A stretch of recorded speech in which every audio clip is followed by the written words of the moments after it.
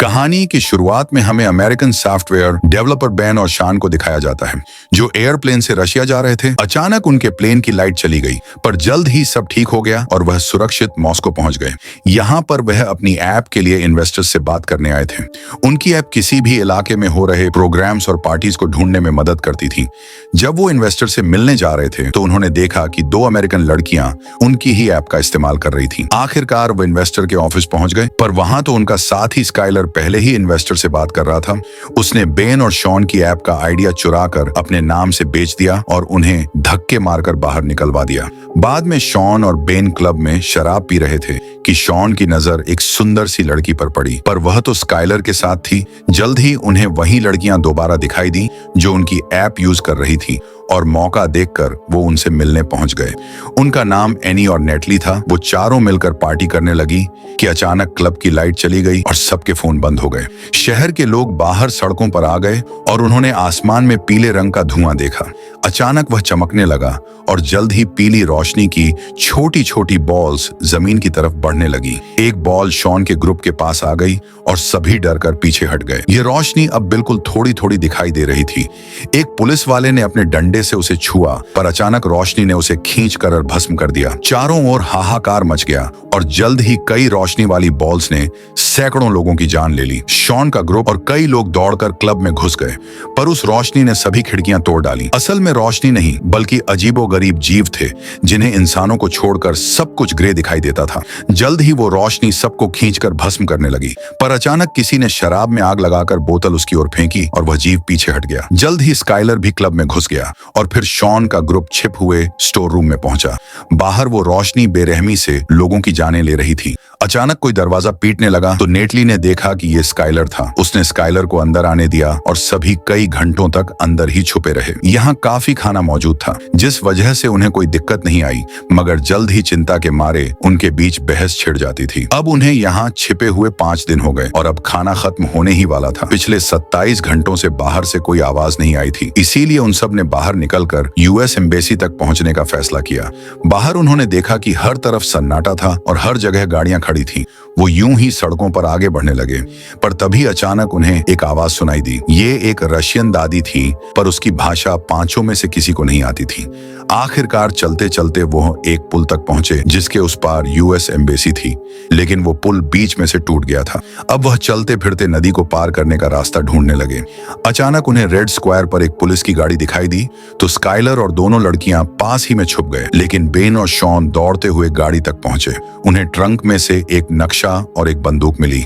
तभी उन्होंने देखा कि एक कुत्ता किसी अदृश्य चीज पर भौंक रहा था और फिर अचानक ही वह जलकर भस्म हो गया। इससे सभी लोग बुरी तरह डर गए। स्काइलर और लड़कियां पास के मॉल में जा छुपे और बेन और शॉन गाड़ी के नीचे छुप गए। जल्द ही वह जीव गाड़ी के पास आया और उसकी रोशनी से गाड़ी का सायरन बजने लगा। वो गाड़ी के आसपास घूमा, मगर नीचे छुपे हुए इंसानों को नहीं देख पाया और चुपचाप वहां से चला गया। इसके बाद बेन और शॉन तुरंत दौड़कर मॉल में अपने साथियों के पास पहुंच उन्होंने देखा कि एक प्लेन यहाँ बुरी तरह क्रैश हो गया था। स्काइलर ने कहा कि उन्हें यहीं रुककर मदद का इंतजार करना चाहिए, पर बेन और शॉन ने कहा कि उन्हें जिंदा रहना है तो आगे बढ़ते रहना होगा। उन्होंने हिसाब लगाया कि यह जीव बिजली से घिरे हुए हैं, इसीलिए उनके पास आते ही बिजली से चलने वाले डिवाइसेस अपने आप जल उठते हैं। अब उन्होंने हर जगह से लाइट बल्ब्स इकट्ठा करके अपने गले में बांध ली, ताकि जब भी वो जीव पास आ रहा हो तो बल्ब के जलते ही वह चौकन्ना हो जाए। इधर शॉन ने देखा कि बाहर के बल्ब जलने लगे थे, यानी वह जीव पास ही था, पर वह डर के मारे कुछ कर नहीं सका, वहीं जम गया। मगर वह रोशनी उसके पास से यूं ही गुजर गई। जब वो जीव दुकान में घुसा तो नेटली भागी नहीं। शॉन ने उसे खींचकर वहीं जम जाने को कहा। एक बार फिर से वो चीज उन्हें बिना कुछ कहे पास से गुजर गई। तब शॉन को समझ आया कि वह कांच के पीछे खड़े हैं और उस जीव की बिजली की किरणें कांच के आर पार नहीं जा सकती।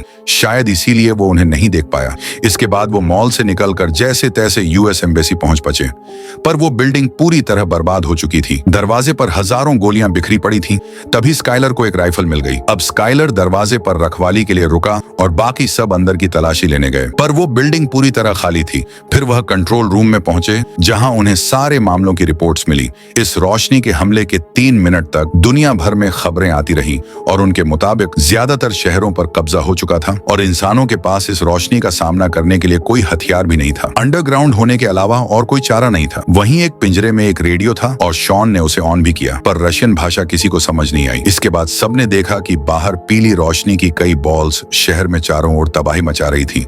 पर फिर उनकी नजर स्काइलर पर पड़ी, जो यूं ही सड़क पर घूम रहा था। तो शॉन और बेन उसे बचाने के लिए दौड़े जाने से पहले उन्होंने नक्शा और रेडियो उठा लिया। फिर जैसे ही वो स्काइलर तक पहुंचे तो गाड़ियों की लाइट्स जलने लगी, यानी वो जीव आसपास ही था। स्काइलर ने बेन और शॉन को भागने को कहा और खुद गोलियां चलाकर उस जीव का ध्यान भटकाने लगा। जल्द ही रोशनी ने उसे भस्म कर दिया, पर बेन और शॉन की जान बच गई। बिल्डिंग में जाकर शॉन ने देखा कि थोड़ी दूर एक बिल्डिंग के कमरे में लाइट जल रही थी। किसी तरह छुपते छुपाते वह सब उस बिल्डिंग में पहुंच गए, पर अंदर घुसते ही वीका नाम की एक लड़की ने उन पर बंदूक तान दी।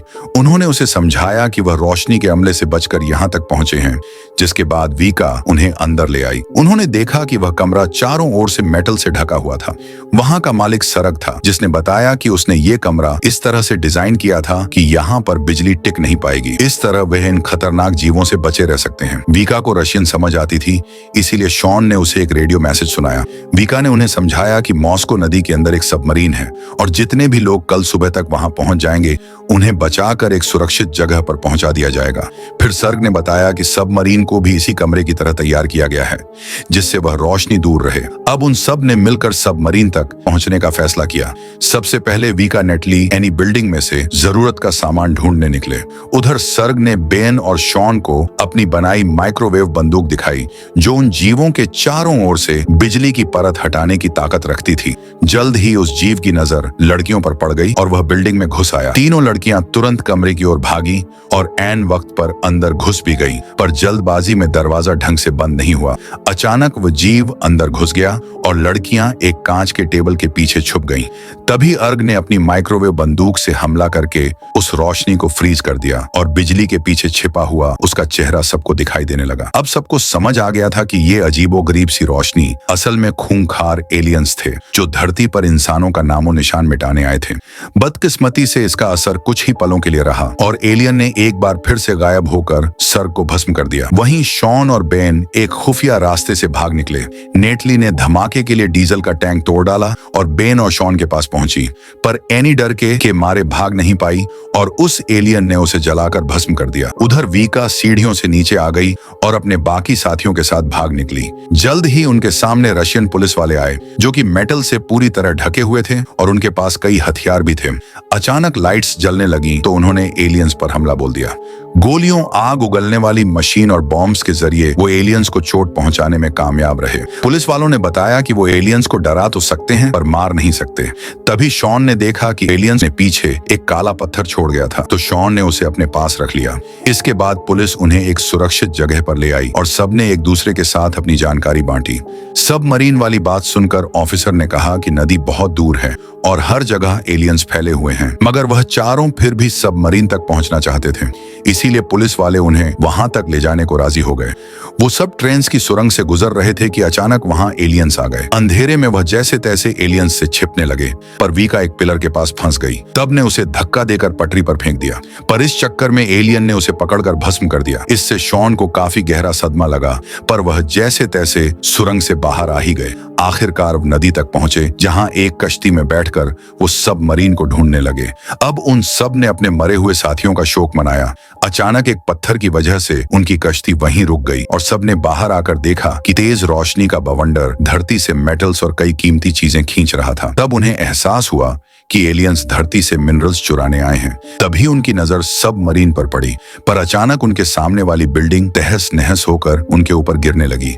इससे वो सभी पानी में गिर गए, पर अंत में शॉन, वीका और एक ऑफिसर तैरकर सबमरीन तक पहुंच गए। शॉन ने देखा कि नेटली अब भी गायब थी।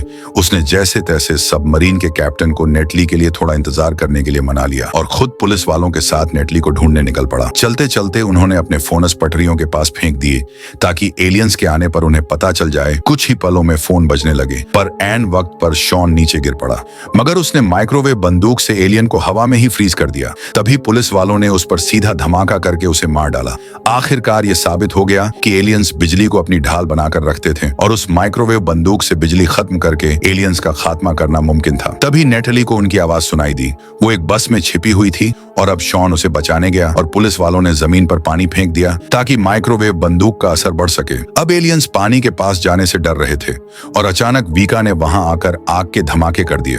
पुलिस वालों ने माइक्रोवेव बंदूक चलाई तो पता चला कि वहां 3 एलियंस थे। आखिरकार जबरदस्त हमले करके उन्होंने एलियंस को खत्म कर दिया। उधर शॉन नेटली तक पहुंचा तो अचानक बस चलने लगी और पता चला कि बस में एक एलियन मौजूद था। शॉन ने उस पर बंदूक चलाई पर अचानक निशाना चूक गया। एलियन नेटली की टांग खींचने लगा तो शॉन ने माइक्रोवेव बंदूक से उसकी बिजली की ताकत कम कर दी। अब एलियन वहीं फ्रीज हो गया। तभी शॉन ने काला पत्थर निकालकर सीधा एलियन पर दे मारा।